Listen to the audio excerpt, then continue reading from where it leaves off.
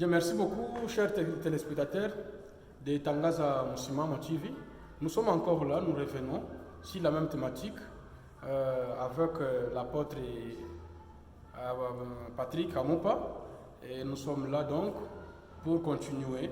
Nous étions là la fois dernière avec la saison première. Aujourd'hui, nous sommes avec la deuxième saison, surtout l'épisode 2, l'épisode 2, qui parle sur l'impact de la religion sur la situation de la RDC socio-culturelle, politico-économique, tout. Est-ce que cette religion-là, elle a déjà échoué ou elle a réussi? Bienvenue, serviteur de Dieu. La religion pouvait peut-être réussir, mais elle a eu des failles. Elle a eu des failles. Nous avons dit qu'elle a eu des failles. Nous souhaitons, pour soulever ces failles, il faudrait que nous prenions aussi la loi Tchani. La loi Tchani. Que la loi Tchani soit intégrée aussi à l'Église. Et que donc vous affirmez, vous approuvez que la loi Tchani puisse être appliquée à l'Église pendant que la dite loi n'a pas été, n'est-ce pas, recevable. Elle a été recevable peut-être, bon, elle n'a pas été encore promulguée ni approuvée, voyez-vous. Comment, qu'est-ce qui vous anime pour que vous appuyez ça? Si la politique ne va pas accepter la loi Tchani, je dirais que la loi Tchani se trouve déjà dans le sang des Congolais. Comment le vrai Congolais, ils savent déjà que la loi Tchani est là et c'est déjà dans notre sang. Est-ce que tu penses que moi, en tant que vrai Congolais, pourrais-je aller voter celui qui ne le suit pas? Puisque tous ceux qui se disaient être Congolais, ils nous ont menti, nous avons remarqué ça. Mais oui, s'il faut revenir là, faut-il dire que si nous appliquons la loi Tchani dans les églises, la religion va revoir ou va retrouver un peu son sens actuel et parvenir à contribuer? J'espère que la religion aura des sens, parce que je te dirais que plus des hommes de Dieu ont facilité aussi les rébellions dans ces pays. Plus des hommes de Dieu. Ils ont facilité la rébellion. Vous pouvez avoir des éclaircissements là-dessus? Il y a M23. Les représentants, c'était qui? Les représentants de M23 ou le président du M23? C'est qui? Bon, dit-on qu'il a été. Non, il est jusqu'aujourd'hui, c'est un homme de Dieu. C'est un ouais de Dieu, c'est choisi de Dieu. Mais vous êtes encore le serviteur de Dieu, vous ne faites pas partie de ces gens-là. Si vous dites que ce sont les hommes de Dieu qui soutiennent souvent des groupes de milices, vous aussi, vous avez les vôtres? Si vous dites que moi aussi, j'ai dit ceci. Pour que cette rame ne puisse pas se répéter dans mon pays, il faut que la loi Tchani. Autrement dit, il faut que même les représentants des églises soient des Congolais. Mais ils sont des Congolais, voyons. Non. Les représentants de la CEPAC, Congolais. Les représentants de CBK, Congolais. Les représentants, je ne sais quoi. Tu penses que les représentants de CEPAC, c'est des Congolais? Mais oui. Représentants ici au Congo. Mais oui, c'est cette... Mais le responsable de cette église. Bon, moi, il a plus d'influence ici. L'église est venue de l'Europe. L'église est venue d'Amérique. Donc ce sont les Américains qui dirigent même l'église. Vous voulez dire, voilà, c'est là que j'allais. Dans la saison précédente, nous avions parlé de la religion d'avant l'arrivée des missionnaires, n'est-ce pas? Qui est le kimbanguisme. Voyez-vous? Donc, vous, en tant que serviteur de Dieu, chrétien surtout, vous affirmez que la RDC peut s'approprier de cette religion-là, le kimbanguisme, de quitter le laïcisme, pour dire que le kimbanguisme devient la religion congolaise? Je ne dis pas que la RDC devait intégrer totalement dans le kimbanguiste, puisque Kimbang n'a pas laissé une église. Mais plutôt Kimbang, c'est un nom. Mais ce sont les gens qui sont venus derrière lui, qui ont fait ce que nous connaissons. Oui. Alors, moi, je souhaite que l'église de la RDC comprenne sa mission par rapport à ce pays. Pourquoi? Parce que ce pays, c'est un pays qui souffre. Comment moi, je suis pasteur dans une église, elle est responsable. C'est quelqu'un de ces pays-là qui ne cesse de tuer mes frères et mes sœurs. Et tu penses que pendant qu'il va m'appeler dans une des ateliers, dans une des conférences, dans une des assises, qu'est-ce qu'il me dira? Il a toujours de l'influence sur moi parce que c'est lui qui est en train de me sponsoriser. Et l'argent qui ne cesse de me sponsoriser, comment cet argent ne sera pas peut-être l'argent des sangs de mes frères? Et que donc, vous voulez dire que les aides occidentales font aussi que la religion ne puisse pas contribuer à l'évolution de la RDC. Tout à fait, tout à fait. Moi, je souhaiterais que l'on devait cesser de recevoir des sponsorisations de ces gens-là. Mais comment est-ce que alors les choses religieuses ou ecclésiastiques vont être évoluées? Vous vous déclarez, n'est-ce pas, État déjà faible économiquement? Nous ne sommes pas faibles économiquement. Non. Mon pays est riche. Le pays lui-même, vous détruisez le pays en tant que des hommes religieux et entre-temps vous déclarez que le pays est riche. C'est une contradiction, non? Mon pays est riche. Mais le problème, c'est quoi? Le problème, c'est parce qu'il n'y a pas eu assez de bons mariages. Il n'y a pas eu assez de bons mariages entre la religion et la politique. Puisque elle et les politiciens sont dans une religion. Plusieurs d'entre eux, peut-être, il y en a ceux-là qui sont dans l'occultisme. Vous voyez? C'est une religion aussi. On n'en disconvient pas. Maintenant, mais étrangère et officieuse. Si une fois on devait se marier et que la religion et la politique, nous nous réunissons juste pour les causes de notre pays, pas pour les causes des partis politiques et pas pour les causes de notre communauté. Des communautés, voilà. Pour le pays, si on s'unissait pour ce pays, j'ose croire que les choses iraient bien. En majorité, en RDC, nous n'avons que des grandes religions, n'est-ce pas? Il y a le christianisme et...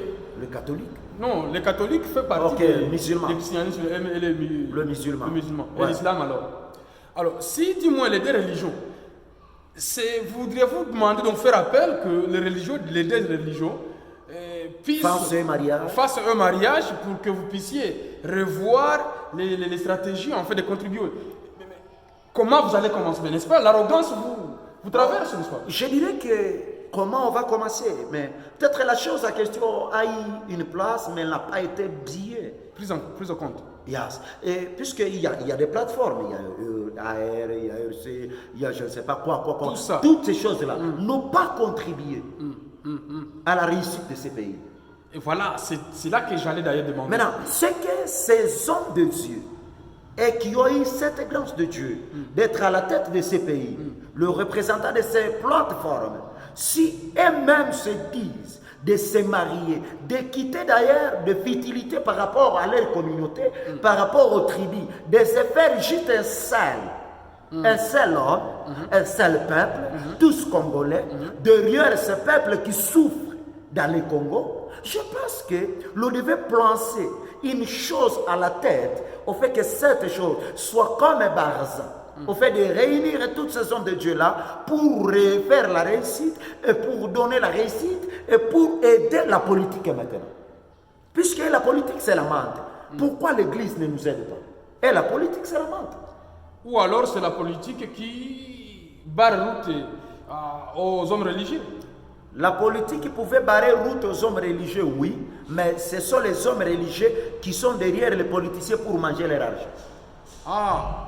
Donc, au détriment d'ignorer leur mission, les hommes religieux ont bien choisi la route de commander, de demander d'être derrière les garçons de course des politiciens. Problème est que Misenyi Mukanisangu Muko ministre, au lieu que je puisse parler la vérité, ni mon chez Kweni. Mais à chaque l'été à tous les 10 heures, je fermais la bouche. Vous fermez la bouche. Et namina ou peuple, si angaïke na bengine parce que va tout on va qu'on soit boulaye. Mais disons, moi il y a tout, tu vois qu'on boulaye, moi il y a ouais pasteur, moi il y a qu'on a ministre déjà mkanisa. Au lieu aussi me quoi les tu as commandé makuta, voilà on a parvenir pour laisser tomber et le pays, oui si on a détourné, on a pas avec la quitte, on a achevé.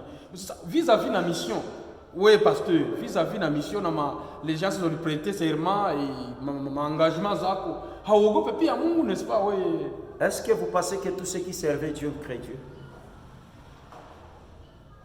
Donc, Matthieu 7, 21, il a la raison d'être. Il y a ceux qui servent Dieu, mais ils n'appartiennent pas à Dieu. Ils sont là juste pour gagner des vies. Par leurs œuvres.